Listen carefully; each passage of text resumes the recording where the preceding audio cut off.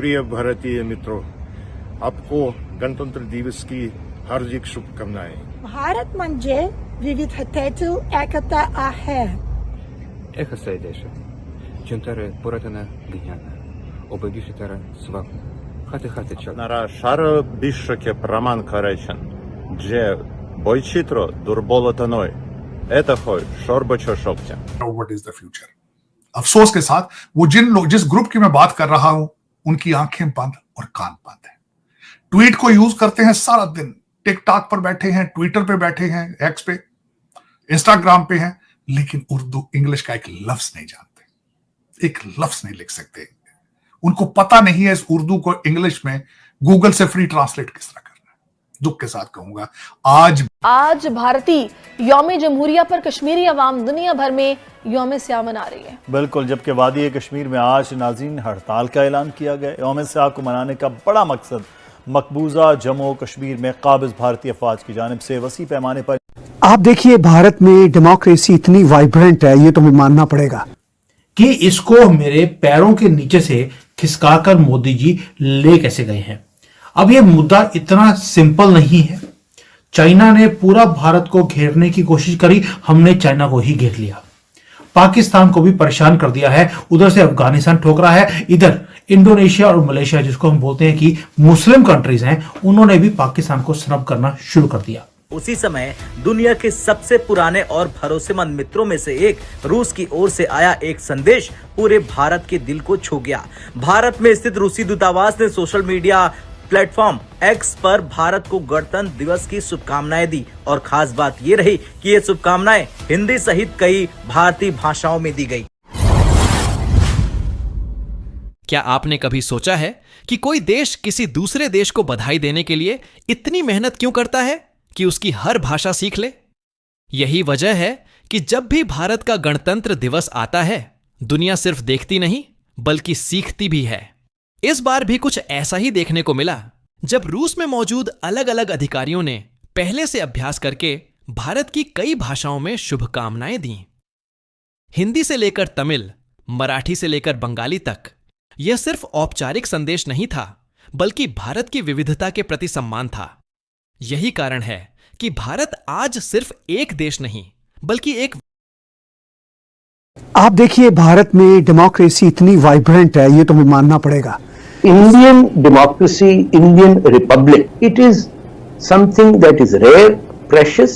तो हिंदुस्तान का Republic day, अरे मुसलमानों के लिए तो दो मुल्क बना दिए, बांग्लादेश और पाकिस्तान, और फिर कह रहे कि ना ये तो मुसलमानों के अगेंस्ट. मोदी दुनिया को रिपब्लिक डे मनाकर क्या बताना चाह रहा है प्रैक्टिकली कि वो कितना जमहूरियत पसंद है, कितना डेमोक्रेसी को पसंद करता है. वहां पर जिसकी पॉलिसीज है वो जमहूरियत वाली पॉलिसीज. और इस घटिया शख्स को इस बात का एहसास तक नहीं है.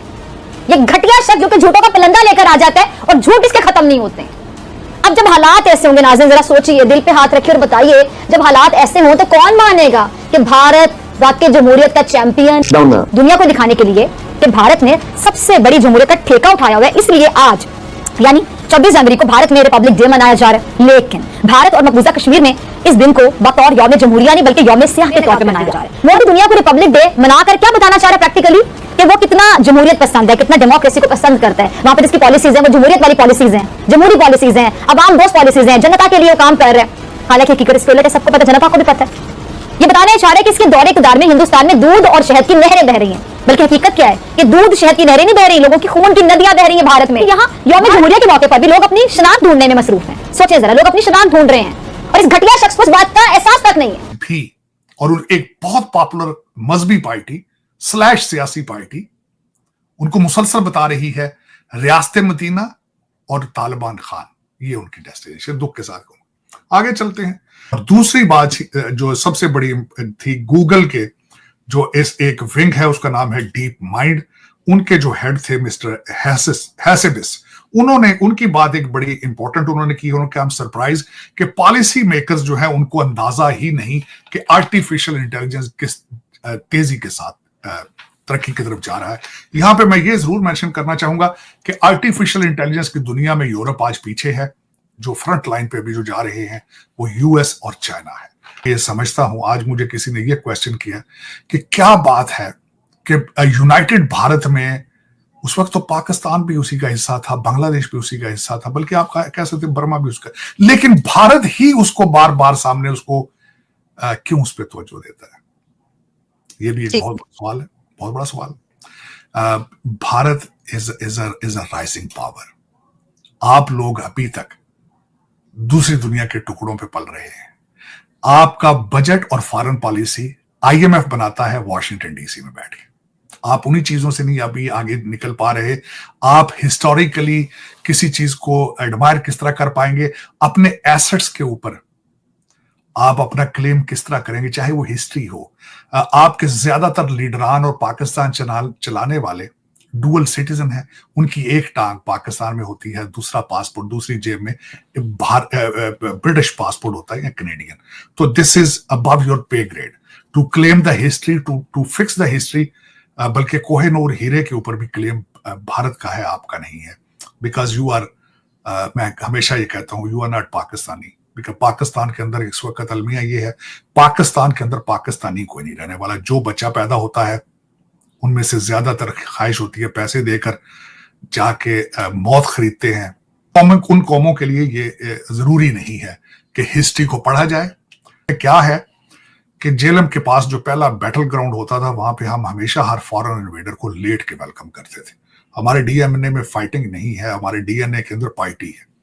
अमेरिका के अंदर अगली जनरेशन काम करने से इनकार हो चुकी है। 12 साल ओबामा साहब ने लगा के इनको गांजे पे लगाया था, मरवाना पी रहे हैं। यहाँ पे प्रोडक्शन कोई नहीं हो रही है। बिल्कुल आपको पता ही है जो हालात इस वक्त अमेरिका के अंदर। आईएमएफ का 6 रुकनी वफद वहां पे गया है और वो सिर्फ और सिर्फ ये स्प्रिंग क्लीनिंग के लिए गया है कि आप किस तरीके से आईएमएफ को बेवकूफ बना रहे हैं। उन्होंने जाके जुडिशरी को भी देख लिया है और सबसे पहले आपका सिविल सर्विस एक्ट जो है उसको भी उन्होंने कहा कि खोल के हमारे सामने रखें। ग्रेड 17 से ग्रेड 22 तक के लोगों के एहसास से मेक द चेंजेस देयर कि हर साल इनके एहसासों की जांच पड़ताल हो। अब आप बात करते हैं हम इन लोगों को आप सेटल कर लें सऊदी अरेबिया के अंदर, तो पाकिस्तान ने भी उस पर स्टेटमेंट दी थी। तो दर हकीकत उस रीजन के अंदर रीग्रुपिंग हो रही है। उस Tayyip Erdogan is a very important person right now, Syria के हवाले से इज वेरी इंपॉर्टेंट। और आज भी मोहम्मद बिन सलमान और तैयब अर्दगान दोनों के अंदर एक कोशिश है कि वो इस्लामिक वर्ल्ड को लीड करें। लेकिन देखते हैं कि अब पाकिस्तान इसमें क्या करता है। तो जरिए मैं खुलासा आपको पेश करना चाहता था। मैं समझता हूँ कि नहीं साजिद साहब, आपने तो इतने जितने टॉपिक्स इस वक्त दुनिया में चल रहे हैं उसका इतना इन डेप्थ एनालिसिस हर एक पर पेश किया है कि 20-25 प्रोग्राम देखने की जरूरत नहीं है। आप एक ही प्रोग्राम।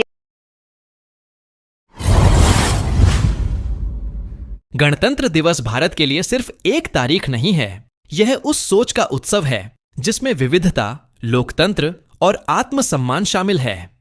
जब अलग अलग देशों में भारत के इस दिन को मनाया जाता है तो इसका मतलब केवल बधाई देना नहीं होता, बल्कि यह स्वीकार करना होता है कि भारत की लोकतांत्रिक यात्रा दुनिया के लिए प्रेरणा बन चुकी है। रूस के स्कूलों में कार्यक्रम हो, अमेरिका की सड़कों पर तिरंगा लहराता दिखे या ऑस्ट्रेलिया से शुभकामनाएं लाए, यह सब इस बात का संकेत है कि भारत की वैश्विक छवि लगातार मजबूत हो रही है। कई देशों के प्रतिनिधियों द्वारा भारत की क्षेत्रीय भाषाओं में संदेश देना यह दर्शाता है कि भारत की संस्कृति और भाषाई विविधता को अंतर्राष्ट्रीय स्तर पर कितना सम्मान मिल रहा है।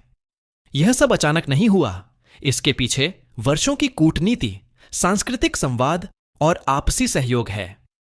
आज भारत को मिलने वाली शुभकामनाएं किसी तुलना या प्रतिस्पर्धा का विषय नहीं होनी चाहिए, बल्कि यह समझने का अवसर है कि सकारात्मक सोच, लोकतांत्रिक मूल्य और सांस्कृतिक समावेशन कैसे किसी देश को वैश्विक मंच पर मजबूत बनाते हैं। गणतंत्र दिवस हमें यह भी याद दिलाता है कि भारत की ताकत उसकी एकता में है और यही एकता दुनिया को आकर्षित करती है। अंत में यह दिन गर्व का है, लेकिन साथ ही जिम्मेदारी का भी, ताकि आने वाले समय में भारत इसी सम्मान और विश्वास को बनाए रखे।